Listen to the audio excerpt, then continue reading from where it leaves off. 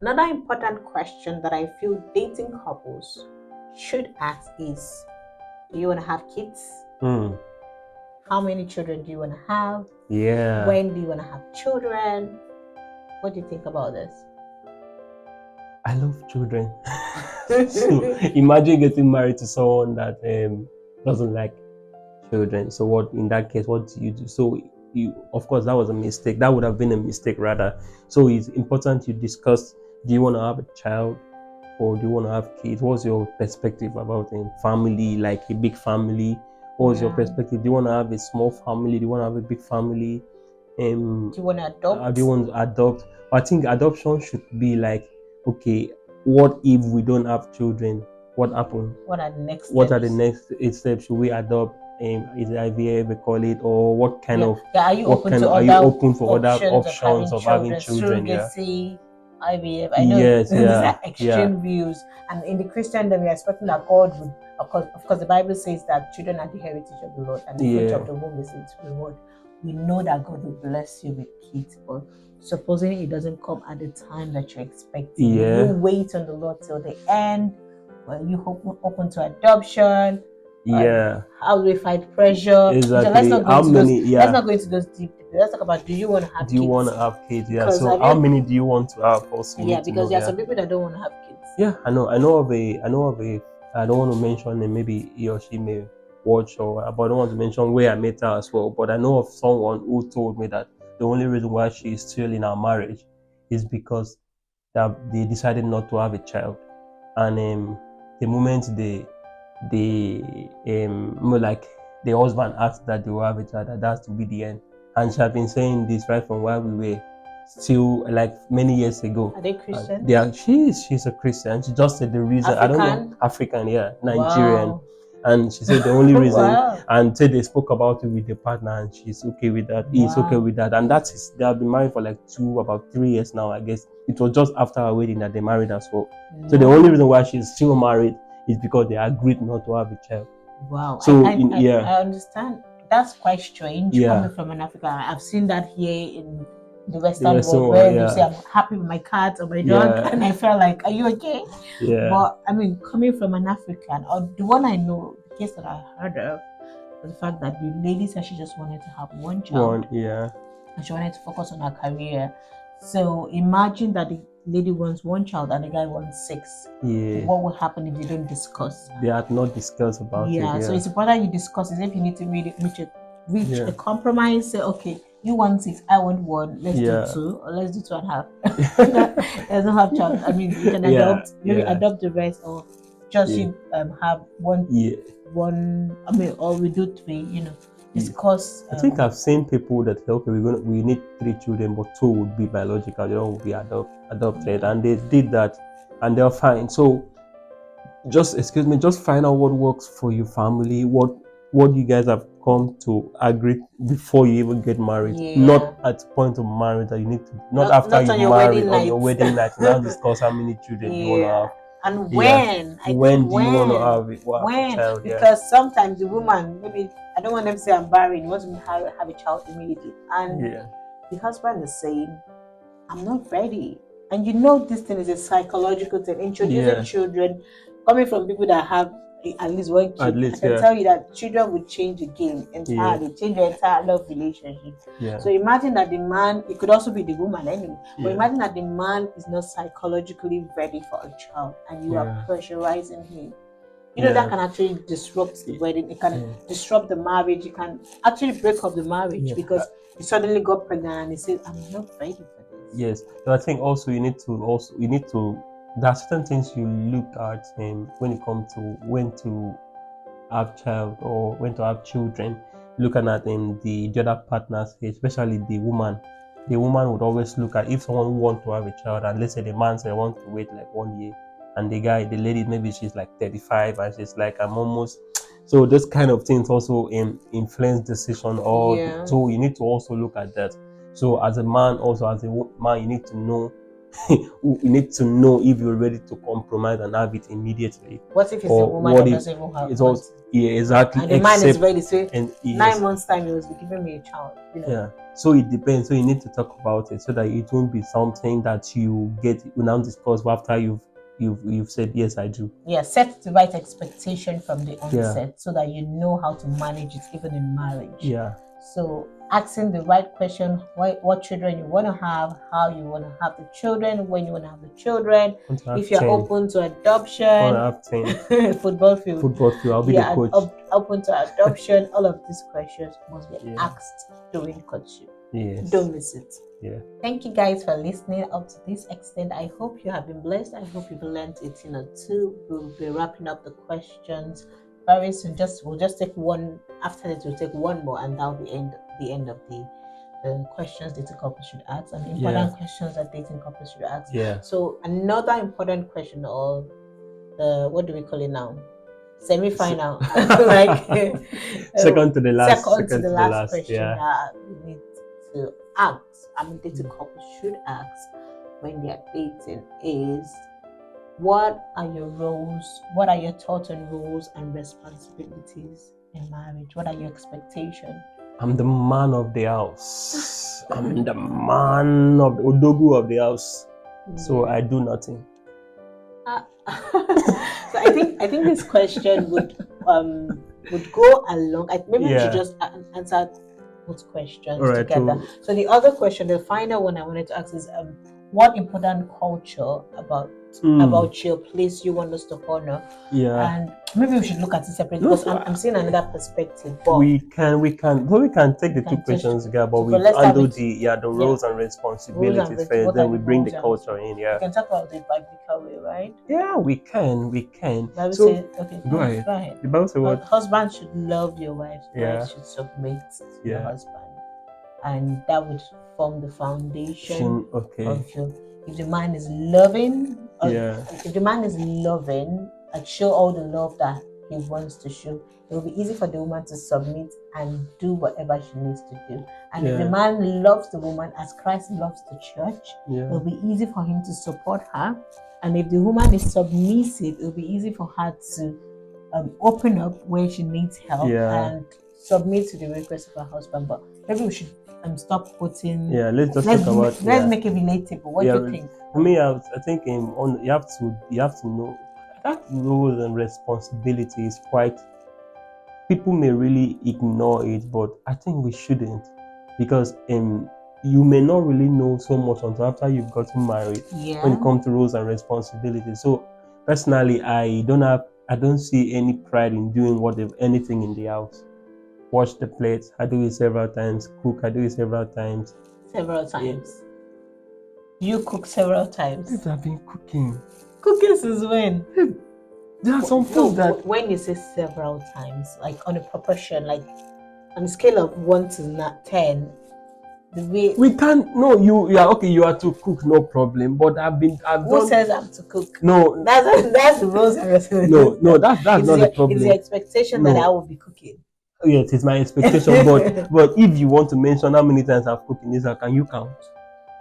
Since we got married. We got married. That's like 3 years now. Can you count how many days in a year? 365 days and 3. Can you count? How many days is that? We don't cook every day. I'm not saying that you don't cook. I'm saying you cook several times. Several times, because I can't even count.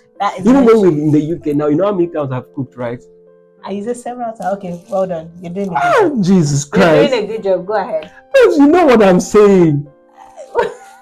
I don't know. There are certain meals that she just want me alone to do the cooking. Anytime we cook that particular meal. And you do it so well. Thank you so much. So you can't use the word several times as though it's something you do every time. I don't do every time, but I don't do most of the time as well. But I do it. Well. I cannot count how many times I've done it. Yeah. Okay, so go ahead and do it. So there's nothing really wrong with cooking. There's nothing wrong with cooking. That's just one responsibility.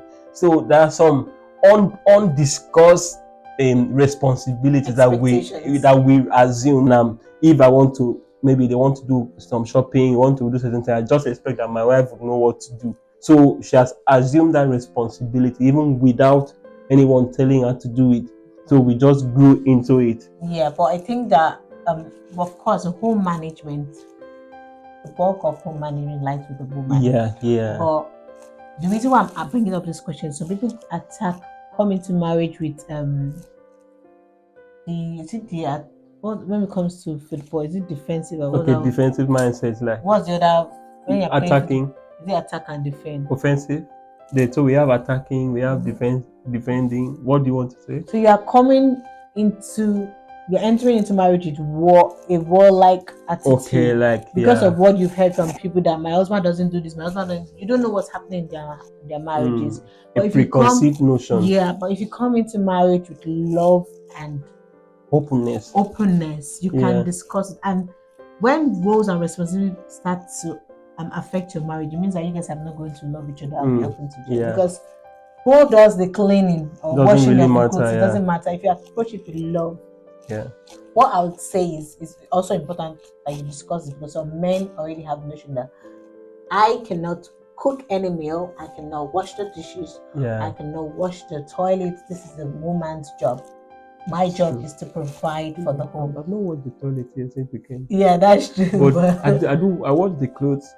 Yeah, so I think it's just quite. When the man says that, okay, men from my place, like in my side, now men don't do anything. The woman do the work. Meanwhile, my side, men do so much. So you see how culture can influence your role. And the man is already coming to the married that you will kneel down and serve me meal. I have my dedicated plate and all of that. You treat me like the king that I am, and I will not lay my hands to do anything, even when the woman is tired. Okay, today, wait, we need to agree something. From today, you kneel down and serve me. I agree, my lord. You agree? I agree, my lord. So I'm saying that these are some expectations that men have. Yeah. Even when the woman is nursing a child, you expect her to still cook.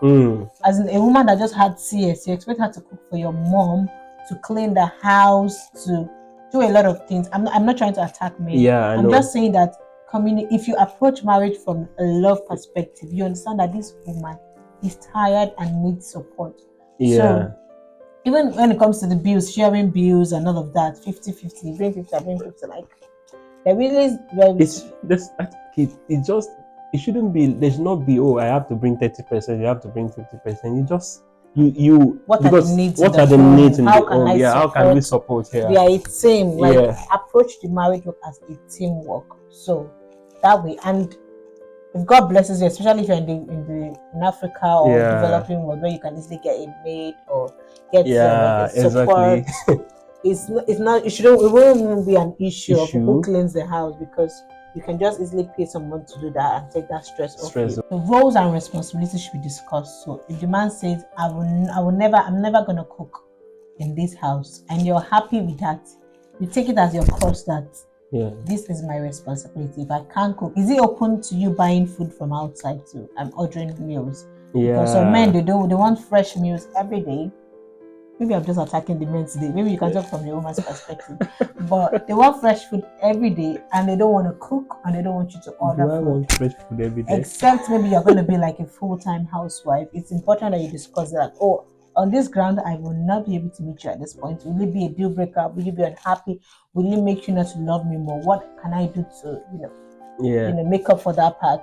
Especially men that don't like overnight food or food that has been prepared the previous day. It has to be fresh. It has to be fresh or nothing. Well, of course, if you as a lady, if it's something you feel you can do it, then that's fine. Yeah, but I mean, discussing it from the onset makes it quite easy. Like you know what you're getting into. And you can decide if you want to manage. So if you sign up for a man that would say you want to eat fresh food every day, well, that's your own. If you agree, then you have to do it. Yeah, you know that it's a cross you can bear. Perhaps you are coming from a family also that your dad used to eat fresh food every day, so you can easily adapt. But you need to know what you're signing up for. Is it something you can do? So discussing certain rules and responsibilities are key.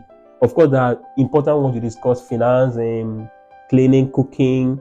There are some that you discover when you get into marriage. Yeah, you know how to. But I think that another important perspective that we need to set at the beginning is to know that you're not coming to, and I think it's something that you mentioned very when we're dating. You're not coming to replicate the family, I mean the life that you live with your family, your parents. You're not coming to replicate it in your marriage. You're gonna pick the important aspects that you think is valuable from both sides and build a home of your own. So you're not repeating the same thing that your parents did.